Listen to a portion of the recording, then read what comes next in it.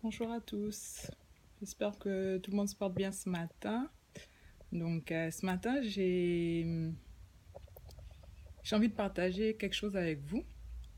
Quelque chose qui semble être tabou, un sujet qui semble être tabou parce que nous le vivons tous, ou du moins nous l'avons tous vécu, ou nous allons tous le vivre à un moment ou à un autre de notre vie. Mais je réalise qu'on n'en parle pas beaucoup. Je réalise que généralement, les gens se retrouvent livrés à eux-mêmes quand il s'agit de surmonter un chagrin, quand il s'agit de survivre après une période de deuil. Donc voilà, ce matin, j'espère que je ne serai pas longue, mais je voulais vraiment qu'on en parle. Du moins, moi, j'aimerais en parler parce que je vois sur les réseaux sociaux, nous avons beaucoup de nos connaissances qui perdent des membres de leur famille. Ça peut être un père, une mère, un frère, une sœur, ça peut être un enfant, ça peut être un ami.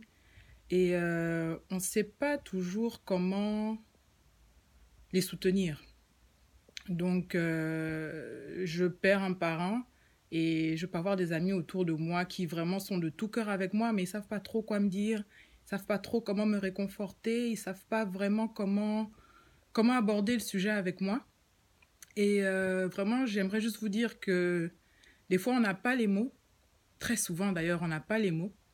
Mais le plus important, c'est pas d'avoir la parole à propos. Le plus important, c'est pas d'avoir les mots vraiment qui vont toucher le cœur de X ou Y.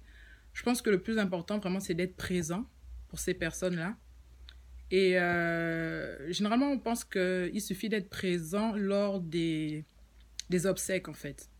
On va être là quand le corps sortira, on sera là quand le cercueil sera exposé, on sera là pendant l'enterrement.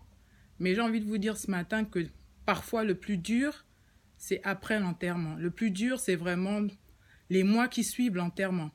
2 mois, 6 mois après, c'est vraiment là que ces personnes ont besoin de nous, parce que c'est vraiment à ce moment-là que le vide se fait ressentir dans leur vie. Et parfois, nous ne savons pas trop comment réagir, on ne sait pas quoi leur dire, mais vraiment, si on peut donner de notre temps, des fois, on n'a pas besoin de parler, juste être là. Parfois, tout ce qu'on a besoin de faire, c'est leur apporter à manger. Tout ce qu'on a besoin de faire, c'est de les aider peut-être à aller chercher leurs enfants à l'école parce qu'ils sont fatigués, ils ont tellement de choses à faire qu'ils aimeraient que quelqu'un aille chercher les enfants pour eux. Ils ont besoin que quelqu'un soit là, ils ont besoin que quelqu'un vraiment les soutienne, mais on n'a pas forcément besoin de dire quelque chose. Et c'est vraiment ce que je voulais partager avec vous ce matin parce que on est nombreux en fait, on se dit qu'est-ce que je vais dire, je veux pas aller au décès, je veux pas l'appeler, qu'est-ce que je vais lui dire, etc. Mais le plus important c'est pas de parler, c'est d'être présent. Rien que le fait de vous voir, ça fait plaisir, ça réchauffe le cœur et c'est vraiment des choses que l'on doit partager. C'est vraiment des moments que l'on doit partager ensemble, que l'on doit partager avec des amis. C'est vraiment des moments qui sont difficiles à vivre. C'est vraiment moi j'appelle ça un dilemme douloureux parce que on ne sait pas toujours quoi faire. Vous savez, des fois, moi si je prends mon cas, on perd un parent et on ne sait pas comment demander de l'aide. On a besoin d'aide, mais on ne sait pas quoi dire. On ne sait pas comment demander de l'aide et on aimerait avoir des gens dans notre entourage qui sont là pour dire écoute, si tu as besoin de quoi que ce soit, n'hésite pas. Mais des fois, vous savez, les gens veulent vous proposer de l'aide et puis on est tellement meurtri et des fois on ne veut pas déranger et puis on dit non, ça va, tout va bien. Mais des fois, il faut accepter l'aide que les gens nous proposent. Des fois, il faut accepter de se laisser aider, il faut accepter de s'ouvrir, il faut accepter de parler. Quand ça va pas, il faut reconnaître que ça va pas. Vraiment, là, je me sens pas bien. Vraiment, je comprends pas ce qui se passe. C'est allé très vite.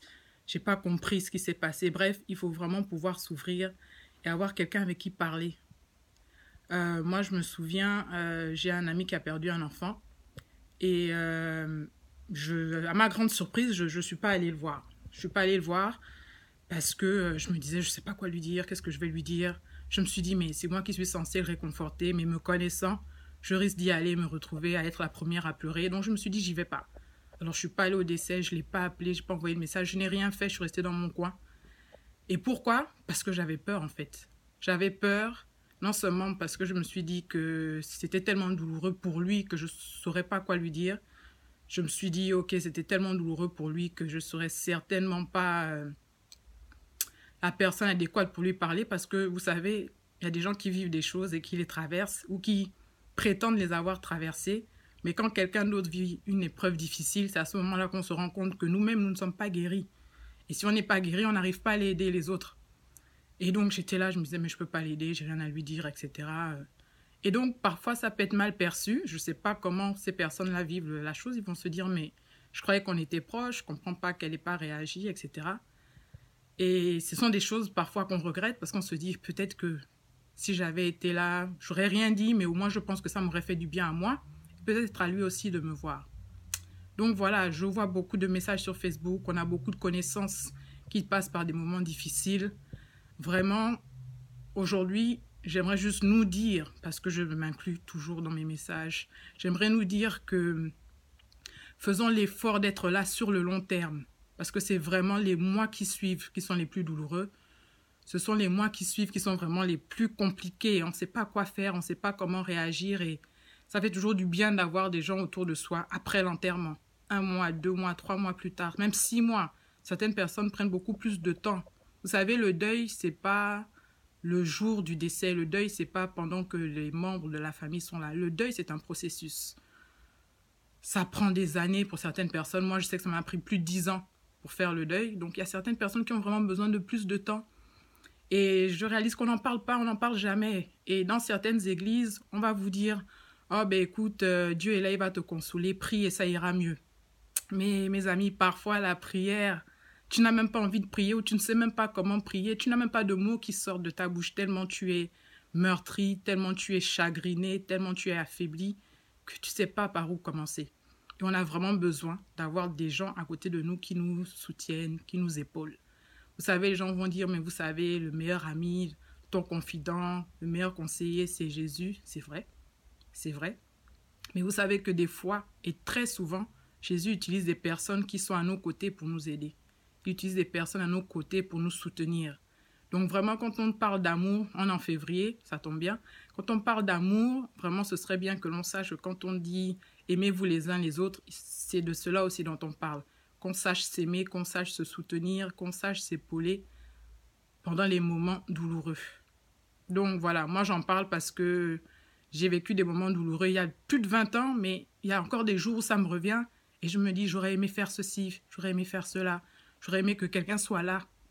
Donc ce sont vraiment des moments difficiles et c'est vrai qu'on va dire aux gens mes condoléances. On va écrire un message vite fait, mais vraiment que les personnes qui soient proches de la personne qui vit ces moments douloureux, soit des personnes qui vont réussir à donner de leur temps sur le long terme. Des fois, comme je disais, on n'a pas besoin de dire quoi que ce soit.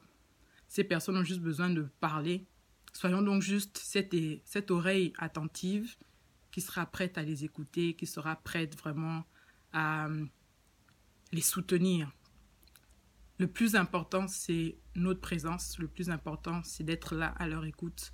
Et si vraiment nous pouvons donner de notre temps, je pense qu'à ce moment-là, vraiment, on remplit vraiment le verset biblique qui nous dit qu'il y a plus de joie à donner qu'à recevoir.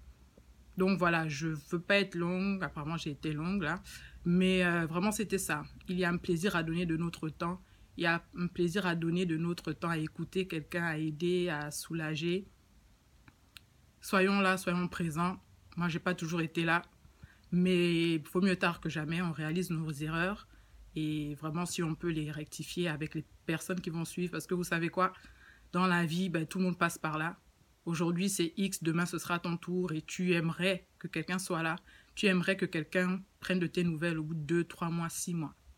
Donc voilà, que Dieu vous bénisse et je vous souhaite déjà à tous un excellent week-end et voilà, on garde le sourire, ce sont des moments douloureux. On retrouvera le sourire plus tard, mais on finira quand même par retrouver le sourire. Voilà, que Dieu nous bénisse, portez-vous bien. Bye bye.